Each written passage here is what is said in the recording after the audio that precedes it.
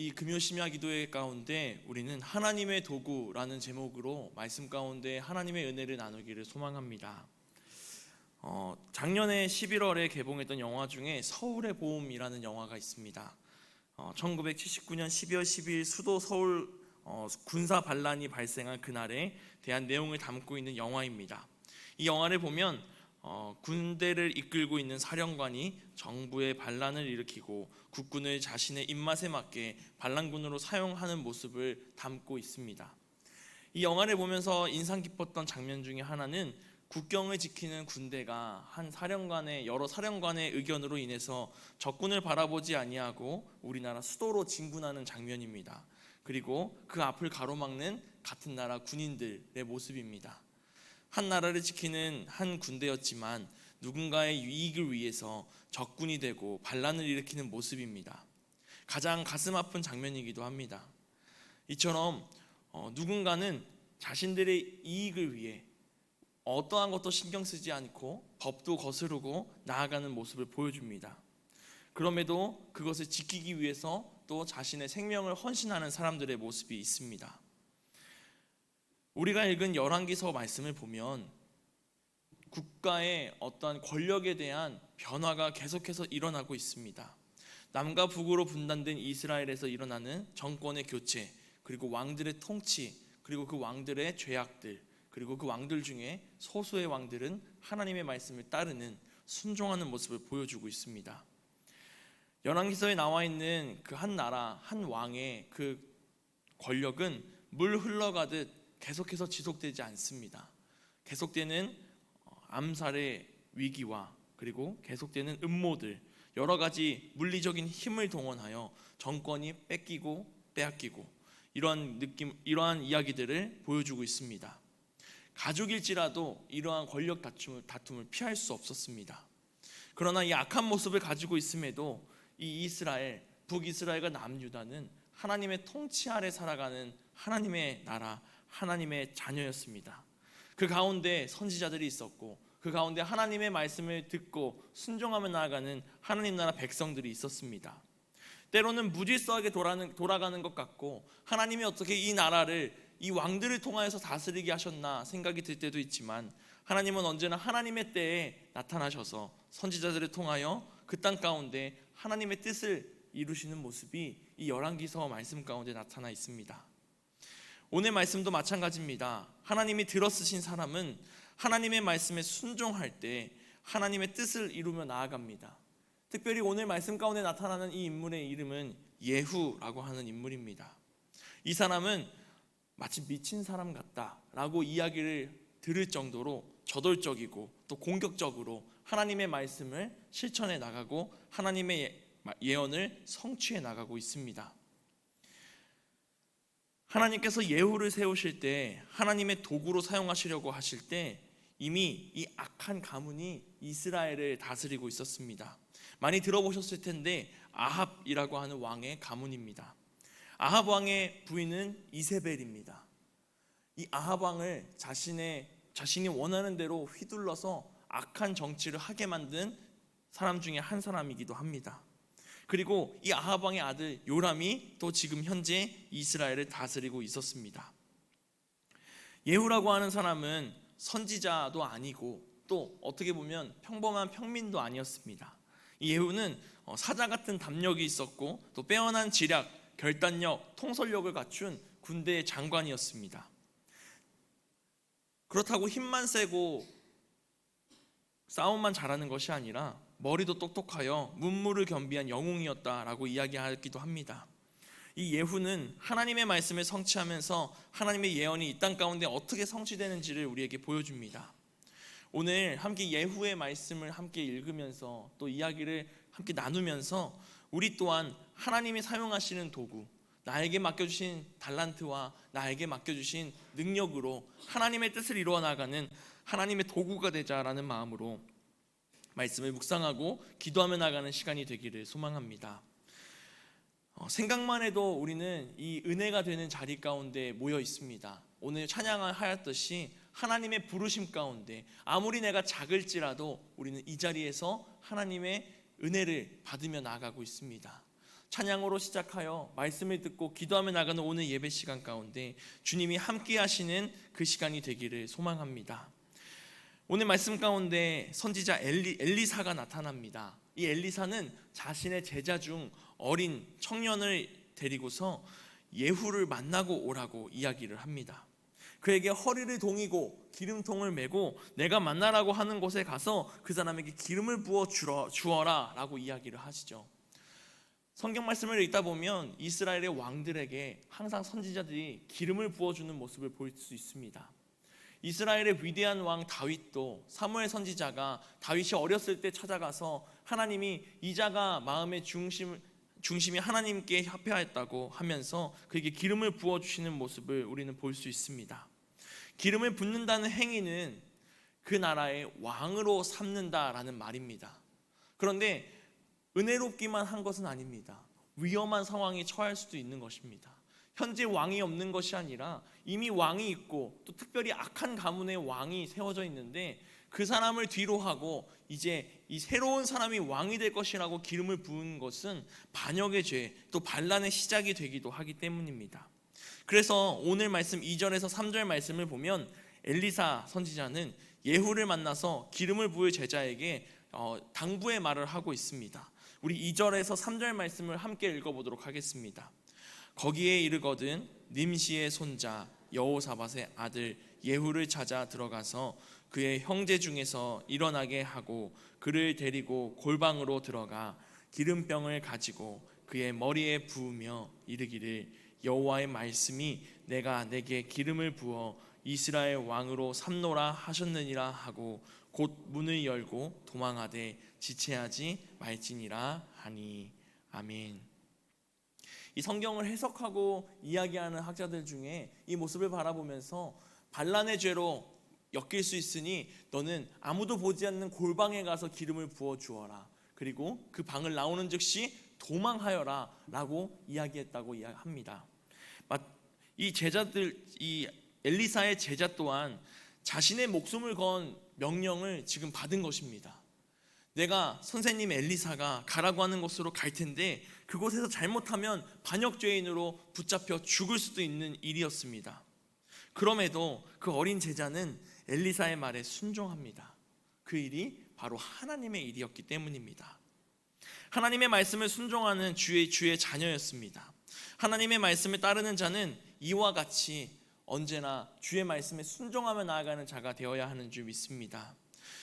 이 제자는 어떠한 보상도 원하지 않았습니다. 선생님 엘리사여, 내가 그 일을 행하였을 때 나에게 무슨 보상이 있겠습니까? 나에게 무엇을 주실 것입니까? 질문하지 않습니다.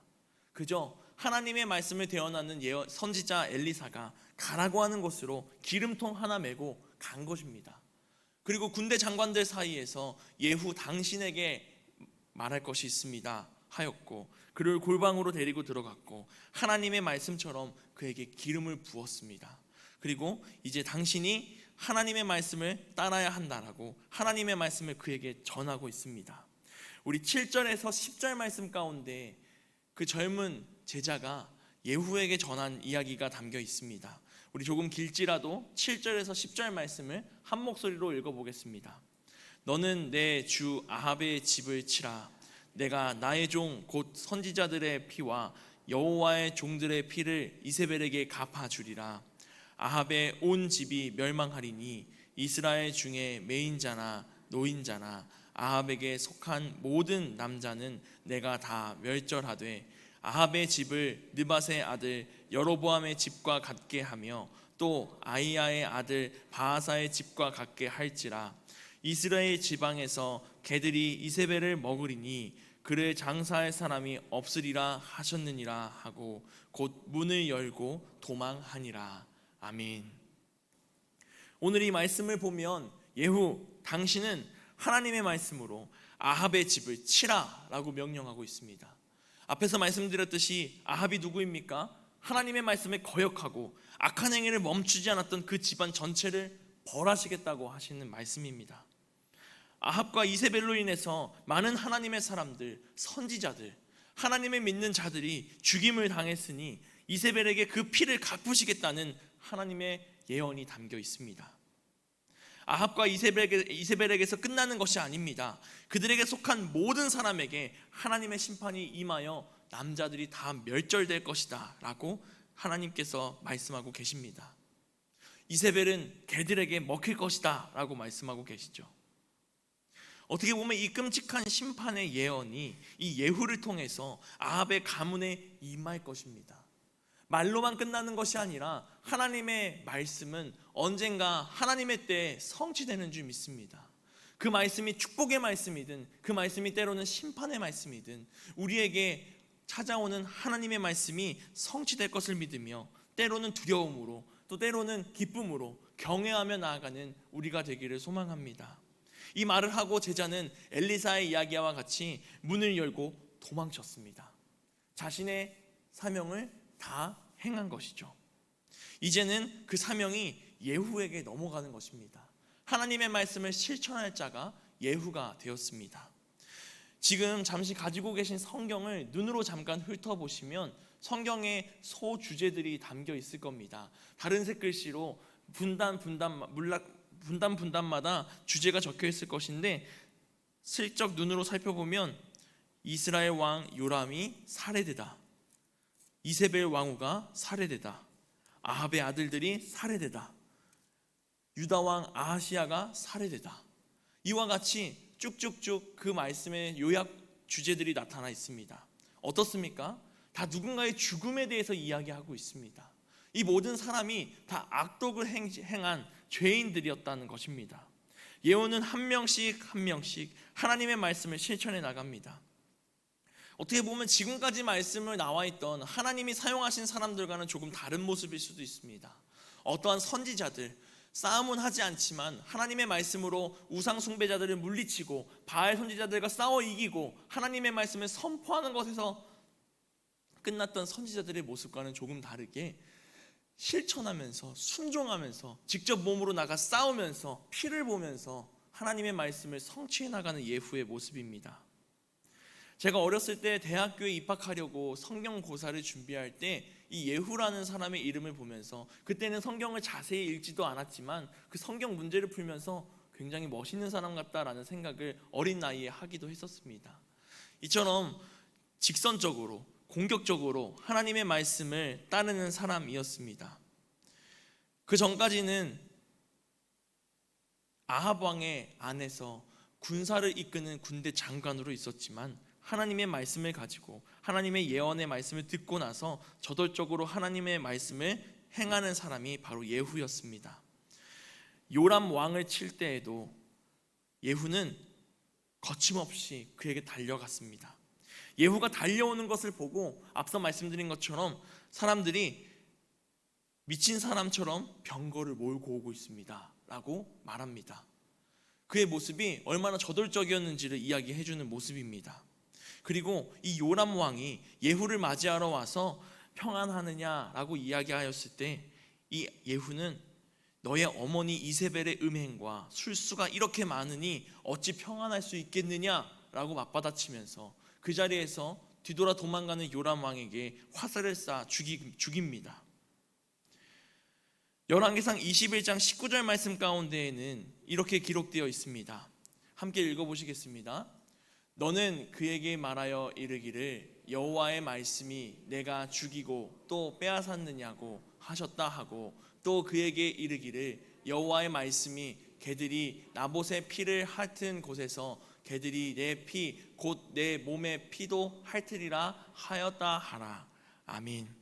이 말씀을 읽은 이유가 예후가 죽인 아합 왕의 아들 요람 왕이 죽었을 때 나봇이라고 하는 지역에 버려졌습니다. 그러나 이것은 그저 우연히 버렸더니 그곳이 나봇이었더라가 아닙니다. 열왕기상 말씀 가운데 아합 왕에게 하나님이 말씀하시는 심판의 말씀이 그의 아들 요람 왕 때 성취된 것입니다. 나봇이라고 하는 사람이 있었습니다. 그가 가지고 있는 포도원이 있었습니다. 아합 왕은 자신의 성전 근처에 있는 그 나봇의 포도원이 너무나도 아름다워 보였습니다. 너무나도 갖고 싶었습니다. 그래서 나봇에게 찾아갑니다. 당신의 포도원이 나의 왕궁 근처에 있으니 그 포도원을 나에게 넘기십시오. 그리고 내가 당신에게 더 좋은 포도원을 주거나 혹은 그 보상을 값을 치르겠습니다 라고 이야기합니다. 그때 나봇이 아합 왕에게 당당히 이야기합니다. 나의 조상들이 섬기던 땅을 당신에게 주면 하나님이 좋아하지 않으실 겁니다. 하나님이 이것을 금하실 겁니다 라고 말합니다. 이 말을 들은 아합은 아쉬워합니다. 그리고 끙끙대면서 침대에 들어와 눕습니다. 그러한 모습을 본 아내 이세벨이 아합에게 말합니다. 무슨 일이세요? 아합은 이야기를 합니다. 나봇의 포도원을 갖고 싶은데 안 된다고 하네 라고 이야기하죠. 그런 이세벨이 내가 왕께 나봇의 포도원을 바치겠습니다 라고 이야기합니다. 그러곤 나봇에게 누명을 씌워 나봇이 백성들 앞에 서게 하고 이 자가 하나님과 왕을 저주하였으니 돌로 쳐 죽이자라고 이야기를 하여 나봇이 그 자리에서 돌로 쳐 죽임을 당합니다. 그리고 그의 포도원은 아합의 손으로 넘어가게 됩니다. 이 모습을 보면서 우리가 방금 읽은 말씀처럼 하나님께서 나봇의 포도원을 빼앗은 아합에게 말씀하는 겁니다. 너는 개들이 나봇의 피를 핥은 그곳에서 개들이 너의 피를 핥게 될 것이다 라고 이야기를 하는 것이죠. 아합 왕 때 이 일이 일어나진 않았지만 그의 아들 요람이 왕이 되었고 지금 예후가 요람 왕을 죽였을 때 요람 왕의 시신이 나봇 땅에 버려집니다. 한나라 왕의 시신이 그저 그냥 땅에 버려졌다는 것 자체가 심판을 받고 죄악을 저질렀다라는 것입니다. 예후는 이렇게 북이스라엘의 요람 왕뿐 아니라 남유다의 왕 아하시야도 죽입니다. 이때가 북이스라엘도 왕이 없고 남유다에도 왕이 없는 공백기였다라고 이야기를 합니다. 그리고 나서 아합은 이세벨 또한 죽입니다. 악한 이세벨은 죽기 직전까지 당당하게 자신의 죄를 뉘우치지 아니하고 진한 화장을 하고 당당하게 예후 앞에 섰다가 비참한 죽음을 맞이했다고 이야기합니다. 이처럼 하나님의 말씀을 거역하고 자신들의 마음대로 살아가던 우상을 숭배하던 자들, 하나님이 아닌 내가 원하는 것에 눈이 멀어 살아가던 사람들은 하나님의 심판 가운데 죽임을 면하지 못합니다.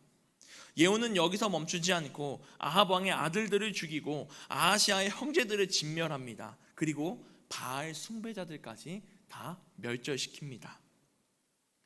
사랑하는 성도 여러분, 이렇게 앞만 보고 달리는 예후의 모습을 보면 두려워하는 모습이 잘 느껴지지가 않습니다. 내가 어떠한 사람이든 지금 나에게 내려온 하나님의 명령을 실천하는 것처럼 보입니다. 예후가 이렇게 온 나라를 돌아다니면서 많은 악한 자들을 죽이고 다닐 때 그 악한 자들과는 조금 다른 가문을 만납니다. 바로 레갑의 가문입니다. 레갑의 아들 여호나답을 그가 만나게 되었습니다. 차례대로 자신을 반대하는 세력들을 제거하며 나아갈 때 예후는 이 여호나답 앞에 섭니다. 이 여호나답의 아버지 레갑은 우상 숭배를 거부하기 위하여서 자신의 생활을 바꾼 사람입니다. 이 당시에는 농경 생활을 하거나 혹은 가축을 이끌고 유목 생활을 하는 사람들이 있었습니다. 농경 생활이라고 한다면 자리를 잡고 내 밭에서 곡식을 거두면서 평안하게 살아가는 사람들, 이 사람들이 유목 생활하는 사람보다 더 안정적이고 좋은 환경이고 또 많은 재물을 얻을 수 있었습니다. 그러나 이 레갑은 그 농경 생활을 하지 아니하고 유목 생활을 택했습니다. 바알 숭배를 거부하기 위하였습니다. 바알은 농경의 신이라고 불렸습니다. 나 바알에게 예배를 드려야, 절을 해야 비가 내리고 농사가 잘 된다라는 이유로 바알을 섬기며 나아갔습니다. 그러니 이 레갑은 그 우상 숭배를 하지 않으려고 조금은 불편하고 어렵고 돈을 많이 못 벌고 계속해서 돌아다녀야 하는 불안정적인 생활을 할지라도 유목을 하는 것입니다.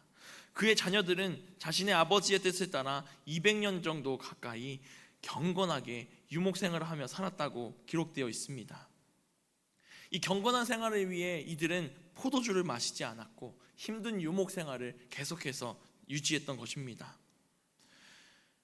나그네의 삶을 살아가면서 그 가난하고 불안한 삶을 살아가면서 오직 하나님을 따랐던 레갑의 가문입니다. 하나님과 함께라면 힘든 길을 택해도 기쁘고 하나님을 위해서라면 거룩한 희생과 용기를 가지고 나아가야 한다는 이 레갑의 가문의 모습입니다. 이 레갑의 자손은 예후를 만났고 그들이 함께 힘을 합쳐서 아합 가문을 멸하고 다녔다라고 말씀 가운데 기록하고 있습니다. 하나님 사람 앞에는 이 레갑의 아들 여호나답과 같이 동역자가 생기고 함께 힘을 합칠 사람들이 생기는 줄 믿습니다. 지금 우리 주변에 있는 사람들, 내 옆에 앉아 있는 이 성도님이, 내 동료가, 내 가족이 나에게 신앙의 동역자가 되고 힘이 되고 능력이 되는 하나님의 선물임을 믿으면서 서로를 위하여서 사랑해주고 기도해주고 나아가는 우리 공동체가 되기를 소망합니다. 그러나 우리가 언제나 죄의 유혹에 빠지게 됩니다. 눈으로도 죄를 짓게 되고 나의 입술로도 죄를 짓게 되고 나의 마음으로도 죄를 짓게 됩니다. 그럴 때마다 우리가 할 수 있는 것은 무엇일까요? 그 죄의 유혹으로부터 피하는 것입니다. 레갑은 자신이 우상 숭배로 넘어갈 수밖에 없게 하던 그 유혹, 그것을 뿌리치기 위해 농경을 포기했습니다. 조금은 불편할지라도, 좁은 길을 갈지라도, 거친 길을 걸어가게 할지라도 이 레갑은 유목을 선택하여 하나님 앞에 나아가기를 원했습니다. 이처럼 우리는 나를 유혹하는 것이 있다면 그것을 잠시라도 차단하고 하나님과 나와의 시간을 갖는 우리가 되기를 소망합니다. 청소년 혹은 초등학생 혹은 청년들과 함께 수련회를 가거나 성경학교를 할 때 핸드폰을 하지 못하게 거들 때가 있습니다. 그들이 하나님께 집중하게 하기 위해서입니다. 핸드폰이 있으면 물론 사용하진 않지만 때론 나도 모르게 손이 글로 가고 나도 모르게 마음이 핸드폰에 어떠한 연락이 오진 않았을까, 이러한 흔들림, 유혹이 있기 때문에 그들의 핸드폰을 걷고 저녁에만 부모님께 안부 연락을 할 수 있게 나눠주는 이유도 그러한 이유입니다. 지금 내가 하나님께 집중하고 있을지라도 우리의 마음은 계속해서 흔들리고 공격을 받습니다. 나의 생활 가운데 내가 죄를 짓게 하는 것이 있다면 그것을 잠시나마 멀리하고 차단하며 나아가는 우리가 되기를 소망합니다. 우리는 이 자리에 모였을 때 하나님의 자녀이고 또 하나님이 사용하시는 도구입니다. 도구라고 하는 것은 어떠한 목적을 이루기 위해 사용하는 방법과 수단이라는 뜻을 가지고 있습니다. 하나님의 목적, 하나님의 뜻을 이루기 위해서 우리가 그 뜻에 맞춰 사용되는 하나님의 도구가 되기를 소망합니다. 하나님의 사람이 가는 곳은 언제나 평탄하지 않습니다. 힘들고 어렵습니다. 그러나 그곳에서 하나님이 나를 사용하셔서 그곳에 복음이 선포되게 하시고 그곳에 하나님의 나라가 세워지게 하시고 하나님의 사람들이 모이게 하시는 것을 믿으면서 담대히 나아가는 우리가 되기를 소망합니다. 우리가 그 길을 걸어갈 수 있는 이유, 두렵지 않고 담대하게 나아갈 수 있는 이유는 하나님이 우리와 동행하시기 때문입니다. 이렇게 하나님의 도구의 삶을 살아갈 때 우리는 경계해야 할 것이 있습니다. 예후도 이 하나님의 말씀에 따라서 악한 자들을 물리치며 나아갔지만 그럼에도 하나님의 말씀을 온전히 지키지 못할 때가 있었습니다. 그것은 무엇이었냐면 여로보암 이후에 베델이라는 땅과 단이라고 하는 땅에 세운 금송아지를 제거하지 않았다는 것입니다. 하나님께서 우상 숭배하는 자들을 다 물리치라고 하셨고 하나님만 믿으라고 하셨는데 이 예후는 그 금송아지를 제거하지 않았습니다. 예후의 개혁은 매서웠고 공격적이었고 즉각적이었지만 하나님의 말씀을 완전히 따르지 못했습니다. 순종하였지만 그 이후에 흔들려서 하나님의 뜻을 온전히 따르지 못했습니다. 우리는 하나님의 뜻을 온전히 따르며 하나님의 말씀으로 살아가는 우리가 되기를 소망합니다. 하나님의 말씀이 우리 앞에 있을 때 이 세상에서 말하는 어떠한 어려움이 찾아올지라도 능히 말씀으로 이겨낼 수 있는 줄 믿습니다.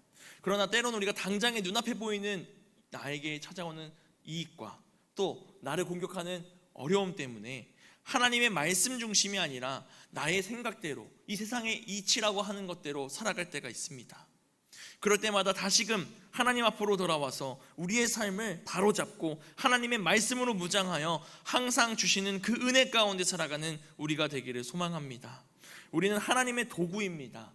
하나님이 사용하시는 것입니다. 하나님이 우리를 이 땅 가운데 하나님의 뜻을 이루기 위해 사용하십니다. 이 은혜가 우리 삶에 녹아들어 나가기를 소망합니다.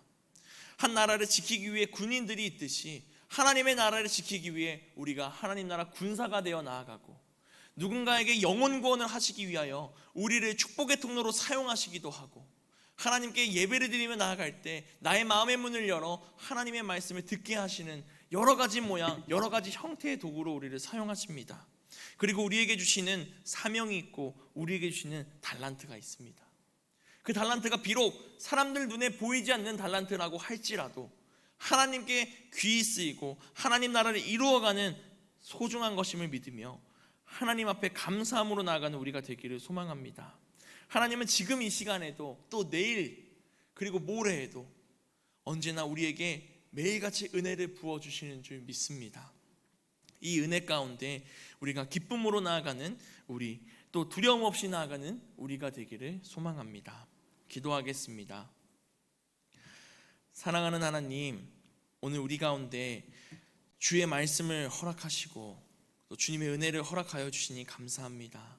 금요심야 기도에 기도하며 나아가는 이 시간 가운데 우리와 동행하여 주셔서 우리가 하나님의 자녀라는 것, 그리스도인이라는 것, 하나님의 도구로서 이 세상 가운데 쓰임받고 있다는 것을 잊지 않고 나아가는 우리가 될 수 있도록 인도하여 주시옵소서.